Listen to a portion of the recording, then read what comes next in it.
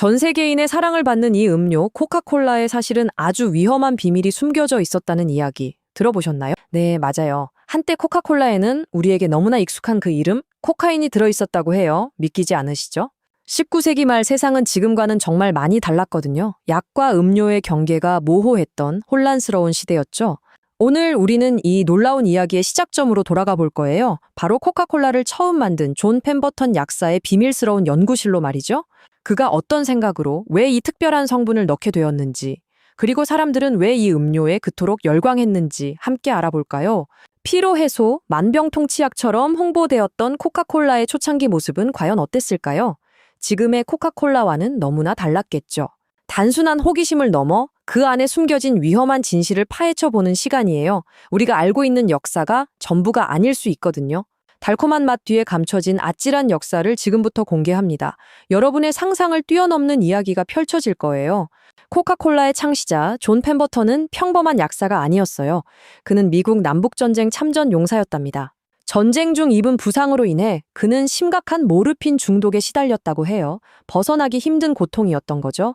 그는 이 고통에서 벗어나기 위해 모르핀을 대체할 수 있는 강력한 진통제이자 활력제를 필사적으로 찾아 헤맸던 거죠. 그러다 프랑스에서 유행하던 코카 와인의 영감을 받아 직접 코카잎을 이용한 약용 와인을 만들게 돼요. 바로 펜버턴의 프렌치 와인 코카라는 이름으로요.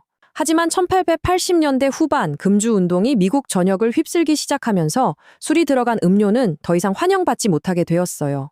펜버턴은 와인 대신 탄산수를 섞어 알코올 없는 새로운 음료를 만들기로 결심합니다. 이것이 바로 코카콜라의 시초가 되었던 거죠. 그는 코카잎 추출물과 콜라 열매에서 추출한 카페인을 혼합해 새로운 레시피를 완성했어요. 이름도 코카잎과 콜라 열매에서 따와 코카콜라라고 지었고요. 초기에는 사람들은 이 달콤하고 톡 쏘는 음료가 자신들의 활력을 되찾아줄 것이라고 굳게 믿었던 거죠. 그 안에 숨겨진 진짜 비밀은 모른 채 말이에요. 자, 그럼 가장 궁금해하실 부분인데요. 정말 코카콜라에 코카인이 들어있었냐고요? 결론부터 말씀드리면 놀랍게도 예였어요. 정확히는 코카잎 추출물이 포함되어 있었고 이 코카잎에는 소량의 코카인이 자연적으로 들어있었거든요. 아예 화학적으로 분리된 코카인 가루는 아니었지만요.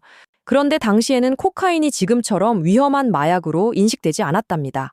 오히려 의사들 사이에서는 만병통치약처럼 사용되곤 했었죠. 피로 해소, 우울증 완화, 심지어 모르핀 중독 치료제로까지 사용되곤 했었고요. 빅토리아 시대에는 상류층 여인들 사이에서 피로회복제로 유행하기도 했답니다. 펜버턴 역시 코카인이 음료에, 그래서 코카콜라를 당시에는 마약류 규제가 거의 없었기 때문에 이런 성분을 음료에 넣는 것이 전혀 문제가 되지 않았던 시절이었어요. 지금 생각하면 아찔하죠? 사람들은 코카콜라를 마시고 활력이 솟는다고 느꼈고 그 성분이 무엇인지는 크게 중요하게 생각하지 않았던 거죠.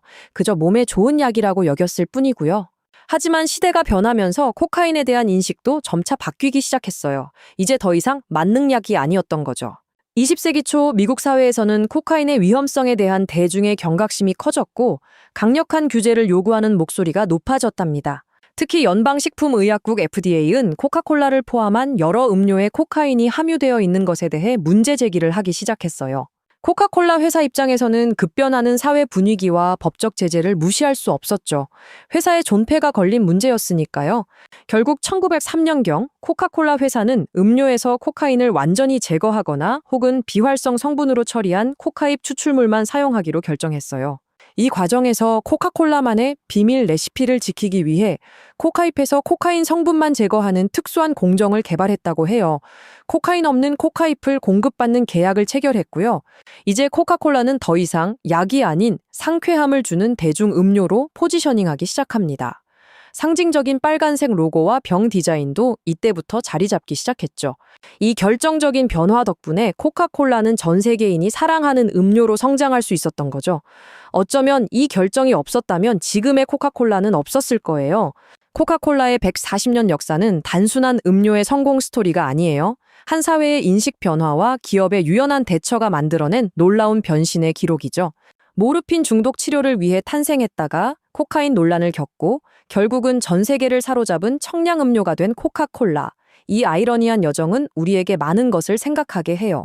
우리가 아무렇지 않게 소비하는 제품들 속에도 이렇게 예상치 못한 역사와 비밀이 숨겨져 있을 수 있다는 사실이 흥미롭지 않나요? 또한 마약류에 대한 규제와 과학적 이해가 얼마나 발전해 왔는지도 새삼 깨닫게 되고요. 과거에는 아무렇지 않게 여겨지던 것이 지금은 엄격히 금지되고 있으니까요. 코카콜라는 위험한 성분을 제거하고 상쾌함이라는 새로운 가치를 통해 브랜드 이미지를 성공적으로 재창조한 대표적인 사례이기도 하죠. 위기 속에서 기회를 잡은 거예요. 시대가 변해도 변치 않는 코카콜라의 달콤함처럼 우리는 그 이면에 담긴 복잡한 역사도 함께 기억할 필요가 있을 것 같아요. 진실을 아는 것은 중요하니까요. 오늘 이야기가 여러분이 즐겨 마시는 코카콜라를 좀 더 다른 시선으로 바라보는 계기가 되었기를 바랍니다. 다음에 코카콜라를 마실 때 잠시나마 이 흥미로운 역사를 떠올려 보는 건 어떨까요? 제로 페이지는 다음에도 흥미로운 이야기로 돌아올게요.